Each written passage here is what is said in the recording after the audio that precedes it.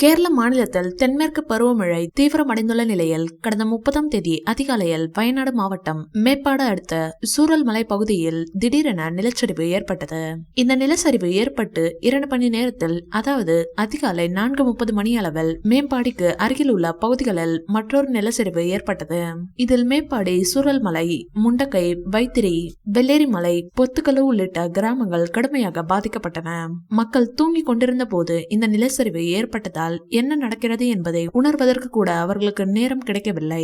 மேற்குறிப்பிட்ட பகுதியில் இருந்த வீடுகள் அனைத்தும் மண்ணால் மூடப்பட்டிருக்கின்றன.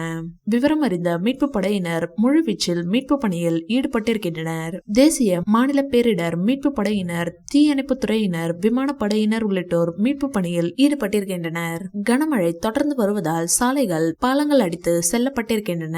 இதனால் மீட்பு பணியில் தொய்வு ஏற்பட்டிருக்கிறது. நிலச்சரிவு ஏற்பட்ட பகுதிகளில் 3 கிராமங்களை சேர்ந்த 1000 பேர் மண்ணுக்கடியில் புதைந்திருக்கலாம் என்று அஞ்சப்படுகிறது.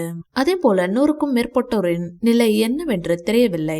இந்த துயரம் குறித்து இரங்கல் தெரிவித்த தளபதி விஜய், நிலச்சரிவில் சிக்கி தவிக்கும் மக்களின் நிலை குறித்து கேரள முதல்வர் பினராயி விஜயனிடம் கேட்டிருந்தேன். உயிரிழப்பு பெரும் கவலையை தருகிறது.